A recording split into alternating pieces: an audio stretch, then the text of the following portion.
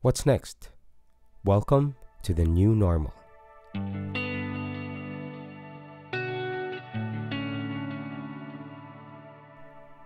In the past 8 weeks, our lives have drastically changed. Nakakamiss lang yun, yung freely kang pumunta kahit saan, freely kang kumain kahit saan. Naalala ko nun, nakita kami ni Carl kasi may inabot ako sa kanya para kay Tita Sol. And may inabot din siya sa akin, pero hindi kami nakapag-appear. Hindi kami uy bro, yung parang hindi mo nagagawa yung mga normal mong ginagawa. Kung nga pag nakita mo yung kaibigan mo, mag-appearan kayo, or nakita mo yung kamag-anak mo, magbebeso-beso kayo, or magiyakapan kayo. Pero ngayon, meron ng restrictions eh. 8 weeks of quarantine all forced us to stay home to prevent the spread of the virus. And it's quite ironic that even inside the comfort of our own houses, a lot of us felt unsafe and afraid because we're fighting an enemy that we don't see. There are nights na hindi talaga ako makatulog kasi ang daming questions na pumapasok sa isip ko. Like yung mga shows namin, ano na kaya, yung mga gigs, yung mga shoots, and yung mga bagay na sana ginagawa na namin or gagawin namin. Yung work nila Papa, si ate okay kaya sa ibang bansa, magkakaroon kaya ng vaccine para sa COVID, kailan magkakaroon, kailan kaya malilift yung lockdown, and kung malilift man, the question is, will things really go back to normal? Truly, there are many things that we can't do, and 1,000 more that we can't change. But there is one that's within our power, and that is our perspective. Para sa akin, ang magandang natulot nito is yung ibang family, mas nakapag-bond sila. And yung mga tao na pagod palagi dati and palagi stressed, finally, nakapag-rest sila siguro kahit paano. At for me naman, naging benefit nito is mas nakilala ko yung sarili ko. Kasi since tapos na yung college term namin, mas nagagawa ko na yung mga bagay na gusto ko and magre-reflect dun kung sino ka as a person or ano ka as a person. Basically, sinusulit ko lang yung time nitong isolation para ma-improve ko yung sarili ko. Para kapag bukas na ulit yung totoong mundo, para masasabi ko na hindi ko nasayang ang oras ko and masasabi ko na ready na ulit ako.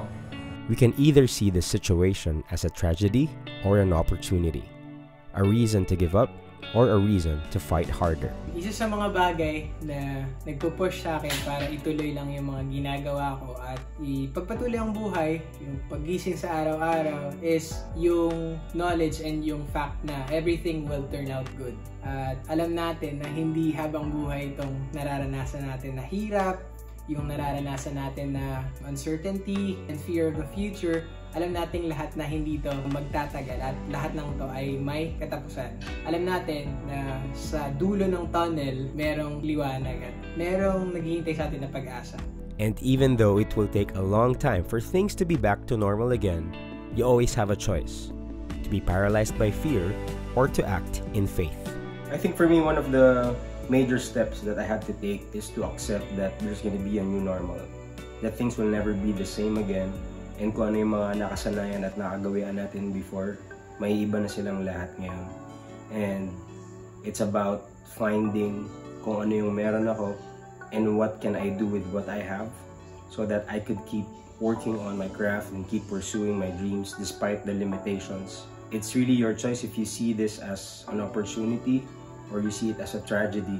As for us, we just feel like this time is an opportunity for us to express our music in a different way. So it's definitely a challenge for us. And instead of thinking na parang wala na kaming pag-asa or to think na ang hirap na gawin, nakakawalang gana, it's better for us to really approach this as if things around us are just a challenge. Yung mga pinagdadaanan natin yan ay challenge lang. And if we want to be successful, then we have to rise above the challenges and still do what we can do with whatever we have. So I think for me, those are the adjustments that I have to make in order for me to keep pursuing my dreams in this new normal. Mas lumaki yung pangarap ko para sa sarili ko and para sa band. Mas clear sa akin kung ano yung mga steps na ititake ko para makatulong dun sa mga pangarap ko yun. All my questions and doubts turned into surrender, that God's thoughts are higher than our thoughts, and His plans are far, far, far way more than better than our plans. I realized the value of relationships, that we need to make every effort to sustain and connect to people. Because at the end of the day, hindi natin madadala yung mga achievement, hindi natin madadala yung mga worldly success natin apart from the relationships that we have. In this season, yun talaga yung nagmamatter. Yun na lang yung nagmatter sa akin, na I still have friends, I have a family, I have people I can talk to. Nothing can ever replace the value of relationships. I'm looking forward then for more creativity and wisdom na makagawa pa ng bagong songs and more content para sa inyo. Mas maraming new ideas sa videos, sa music, and syempre new innovative ideas to still do what we do kahit na may quarantine. For me, ang nilalook forward ko for the next coming weeks ay yung makarinig ng mga magagandang balita about sa kinakaharap natin ngayon. I'm thinking of a day wherein mapapanood natin sa news na meron ng vaccine na nadiscover para panlaban dun sa COVID-19. News like our country being united dun sa pagsugpo at sa pagtulong sa bawat isa, sa bawat mamamayan dito sa kinakaharap natin. All the nations being united as one world in fighting against this virus. Also, I look forward to performing for people, to singing our songs, yung chance na maka-encourage at maka-inspire ulit ng mga tao manonood sa amin. And na-excite din ako and look forward ko na makatugtog sa mga shows, sa events, kasama yung the Juans Tech, and yung Juanistas. And I hope na matapos na itong COVID-19.